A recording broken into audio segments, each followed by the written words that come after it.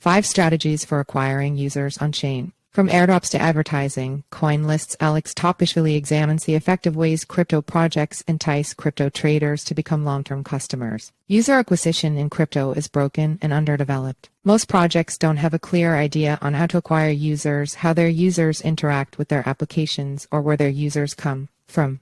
Ask a crypto project what their LTV lifetime value of a customer or CC customer acquisition cost is, and you might receive some blank stares or fluffy answers. This post is part of Consensus Magazine's Trading Week, sponsored by CME. Topchishvili is the director of marketing at CoinList. The reason for this is simple. Marketing is all about knowing your audience, but since crypto wallets are anonymized by design, on-chain and off-chain user identities are distinct, crypto marketers struggle to identify and communicate with potential customers. Even those pseudo-anonymous individuals who are already your customers are difficult to communicate with, as they can't be identified among the large group of followers that projects have on Discord, Twitter, or Telegram. Luckily for marketers, the past couple years saw tremendous progress in on-chain identity and attribution. On-chain activity represents a new data set that can be used to construct user profiles and segment cohorts. Minting a non-fungible token NFT, participating in a governance vote, using dApps on a specific chain, or participating in a testnet are actions that signal meaningful interest and high intent.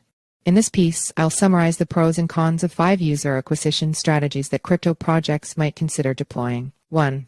Airdrops. Mass distribution but easy to game. Airdrops are a user acquisition and community building mechanism whereby a crypto project sends free tokens to members of their community in a bid to encourage adoption. In most cases, an airdrop is issued to users in exchange for completing a certain task related to the product offering or onboarding journey, like linking a wallet, following a social media account, sending or receiving a transaction, or minting an NFT. Thanks to the transparency of blockchains, on-chain activity can also be leveraged for curating airdrop recipient selection. Most frequently, on-chain activity is recorded within a specific time frame, after which a snapshot is taken to determine airdrop eligibility. Airdrop eligibility can be done retroactively, e.g. Arbitrum, proactively, e.g. Blur, or through some combination, e.g.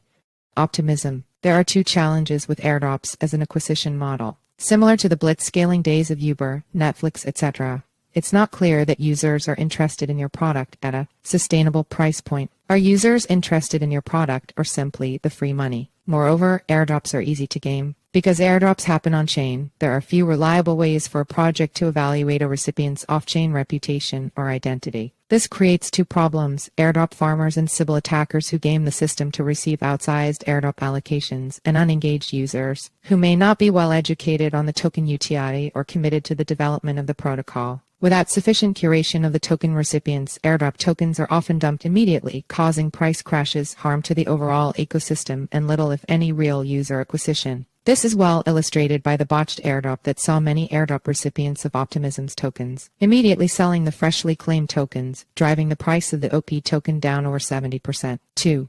On-chain ad networks, quality targeting but limited in scale. Another interesting user acquisition channel that has picked up some traction this year is using crypto-native ad networks that use on-chain data to deliver personalized and relevant content to crypto natives on dApps. In other words, crypto-native versions of Google AdSense. Rather than using cookies, these platforms use wallet and on-chain data for targeting, segmentation, and cohort construction. The ad networks enable projects to monetize their dApps with display ads and advertisers to reach active crypto users. The challenge of working with crypto-native ad networks like Slice, HypeLab, PR3Sense, Blockchain Ads, and others is that the publishers they work with have limited reach. High-quality crypto traffic is very difficult to acquire, and with the exception of media platforms like CoinDesk, CoinMarketCap, CoinGecko, Cointelegraph, and a couple more, there are very few ways of reaching interested audiences of users at scale. This dearth of publishers in crypto is known as the publisher problem, and is made more difficult by the fact that most popular dApps like Uniswap, OpenSea, or Magic Eden do not feature ads. The total dApp market is still small and amateur, and it will take time for projects to open up to placing ads and for their volume of traffic to grow. 3.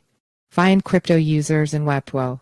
Great potential but unproven. One way to solve the publisher problem mentioned above is to target crypto users on traditional Web2 social networks like Facebook and Twitter. This is a complex and novel channel, but also one with a massive reach and distribution given the scale of Web2 social networks. One crypto marketing company leading the charge in this category is Addressable, which allows marketers to connect the dots between on-chain blockchain data and off-chain social media accounts. By leveraging Machine learning and big data analysis. Addressable finds relationships between anonymous wallets and social media accounts, creating a channel for marketers to target crypto users in Web 2. Once a custom audience segment is available, marketers can launch targeted ad campaigns on mainstream social media platforms like Twitter, TikTok, Instagram, and Reddit. Addressable is running several pilot campaigns with brands like Banker and Immutable X, and I look forward to tracking the results of those initial campaigns. 4.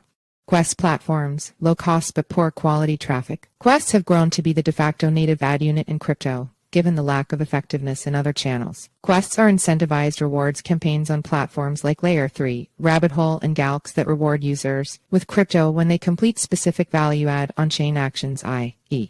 trade, stake, swap, lend, follow on Twitter, join Discord, etc. Given the huge user friction in crypto applications, the user is presented with a set of tasks and quests with rewards at each stage for onboarding. For new users, it is a way to earn crypto while learning and building credentials to become a contributor to emerging projects. For crypto projects, it is a way to identify and acquire quality contributors based on their credentials and value-adding activities. By incentivizing that initial taste of a product, builders hope to draw long-term users into the experience. The quest platforms generally charge for campaigns either on a per-campaign or per-completed quest basis. Whatever the payment model, you will end up with a CAC from the campaign and will therefore be able to quantify the return on ad spend ROAS that will evaluate the performance of the campaign. One big question for quest platforms is the quality of traffic they attract. Given that many quests follow the same airdrop model of earning tokens, quests often attract bots or real users chasing freebies. Once they pass quests challenges and obtain the reward, they churn and leave you with little to no retention. See also, UK regulator publishes guidance for crypto marketing regime. Nonetheless, there appears to be some success in this model of capturing retained users. The question is, how do you further target the potential real users while weeding out the bots to increase ROI on the campaign? When choosing a quest platform, make sure to ask for case studies and a breakdown of the user base to make sure it matches the users you actually want to have. 5.